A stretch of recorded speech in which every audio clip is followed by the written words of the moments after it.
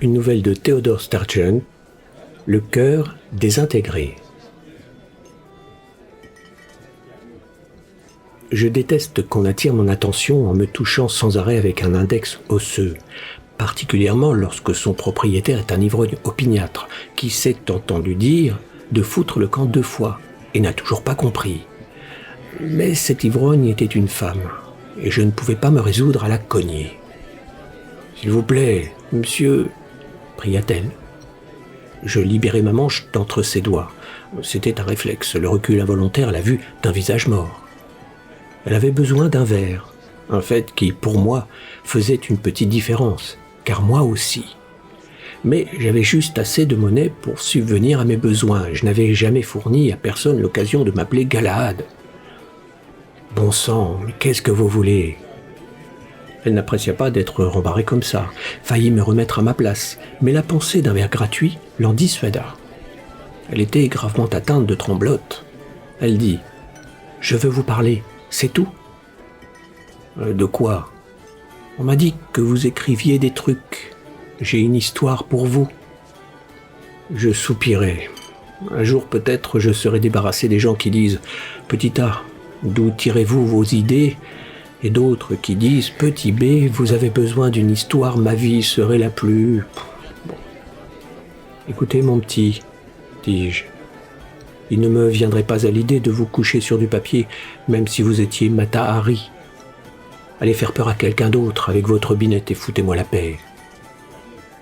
Ses lèvres se retroussèrent méchamment, ses yeux se rétrécirent, puis avec une déconcertante soudaineté, son visage se détendit complètement et elle dit « Je vous aurais haï si je n'avais pas peur de haïr quoi que ce soit encore. » À cet instant, j'ai eu mortellement peur d'elle, et ce fut suffisant pour éveiller mon intérêt. Je la retins par l'épaule quand elle voulut s'en aller, lever 2 doigts à l'intention du barman et l'entraîner vers une table. « Votre dernière blague vaut bien un verre, dis-je. Elle était reconnaissante. « Un verre, dit-elle. Et je suis largement payé, d'avance. Vous voulez l'histoire ? Non, mais allez-y quand même. » Ce qu'elle fit.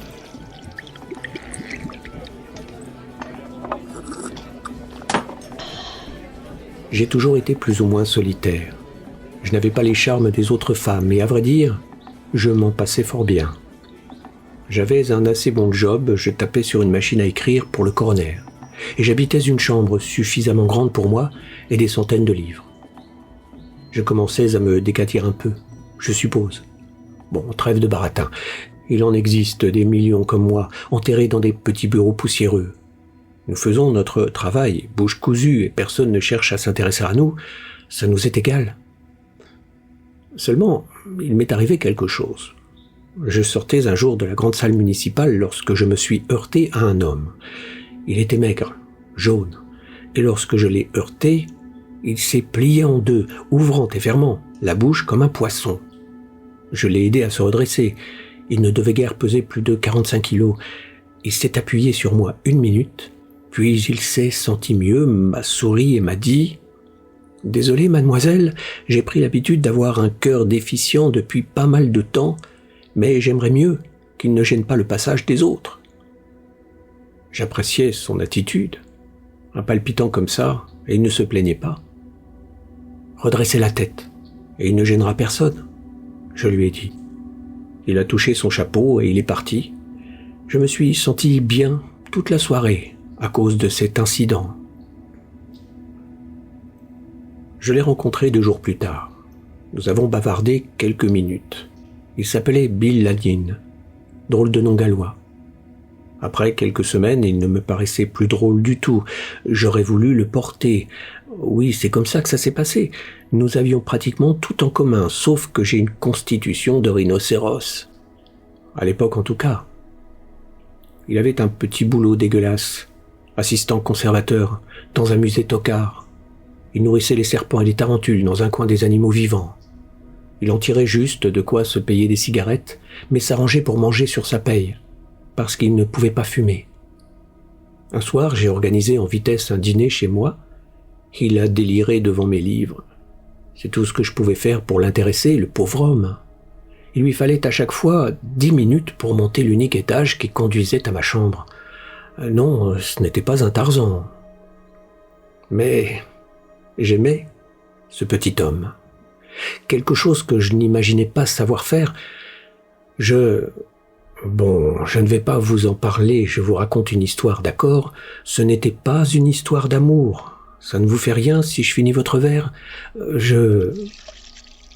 Ben oui, je voulais l'épouser.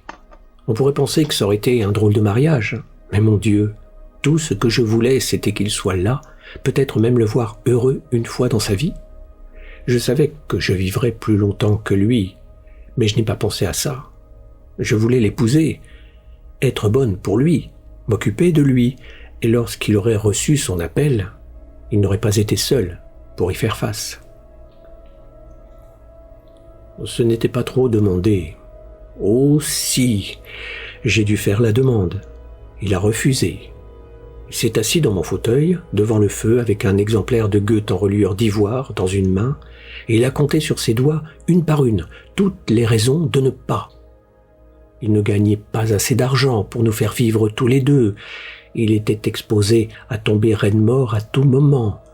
Il était une épave qu'aucune femme n'oserait appeler un mari. Il m'a dit qu'il m'aimait, mais qu'il m'aimait trop pour se pendre à mon cou. Il m'a dit que je devais me trouver un vrai homme, vivant, pour l'épouser. Puis, il s'est levé, il a mis son chapeau, et il a dit « Je m'en vais maintenant. Je n'ai jamais aimé personne avant. Je suis content d'aimer aujourd'hui. Vous ne me reverrez plus. Je n'ai plus longtemps à traîner dans les parages. Je partirai si vite que vous ne vous en rendrez même pas compte. C'est la seule chose au monde que je puisse faire pour vous. »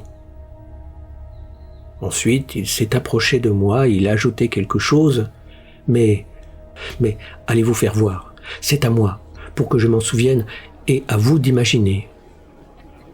Je ne l'ai jamais revu.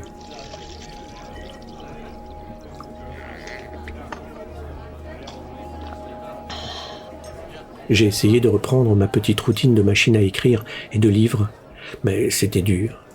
Je lisais beaucoup pour essayer d'oublier le visage dévasté de Bill Lanyon. Mais tout ce que je lisais semblait se rapporter à lui, et j'ai peut-être mal choisi mes bouquins. Schopenhauer, Poe, Dante, Faulkner, mon esprit tournait en rond.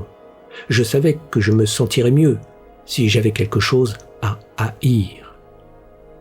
La haine est une drôle de chose. J'espère que vous ne saurez jamais à quel point elle peut être forte. Utilisée comme il faut, c'est la chose la plus totalement destructrice de tout l'univers. Quand j'en ai pris conscience, mon esprit a cessé de tourner en rond, et il a bondi en avant. Tout s'est éclairci dans ma tête. Écoutez bien, je vais vous dire ce qui est arrivé quand je m'y suis mise.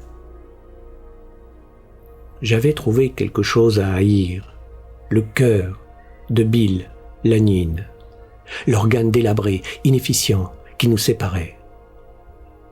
Personne ne saura jamais la concentration insensée que j'y ai mise. Personne n'a jamais vécu pour décrire l'état solide de ma haine, lorsqu'elle commence à se former en quelque chose de concret. J'avais besoin d'un miracle pour refaçonner le cœur de Bill. La haine me procurait l'énergie pour réaliser ce miracle. Ma haine a atteint une intensité telle que rien ne pouvait lui résister.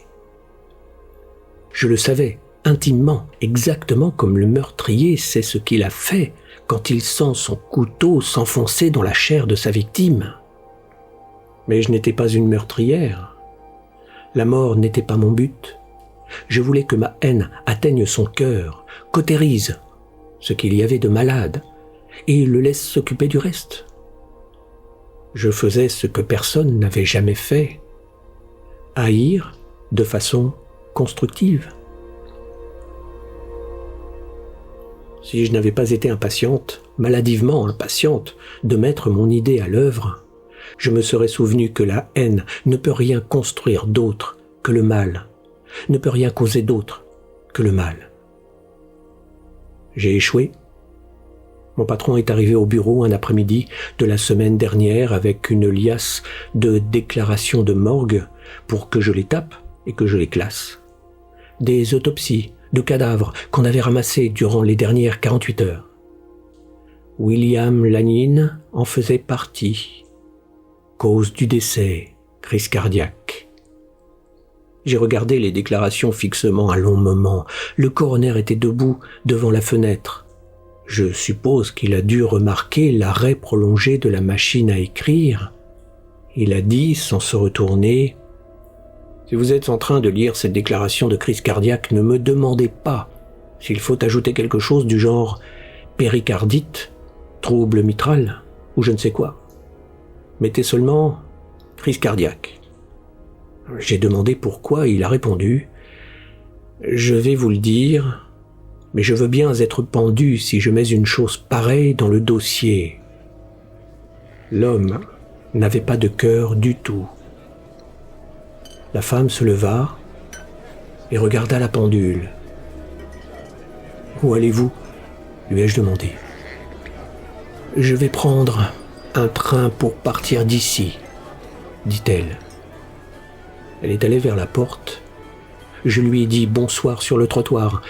Elle a pris la direction de la gare. Moi, celle de mon quartier. Lorsque Police Secours m'a croisé en hurlant, je n'ai pas eu besoin d'aller sur la voie pour savoir ce qui s'était passé.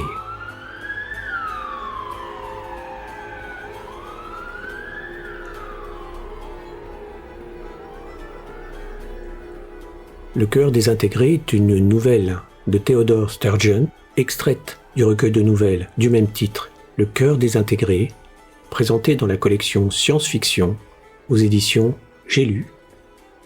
Narration, réalisation sonore et musique, Eric Hansen.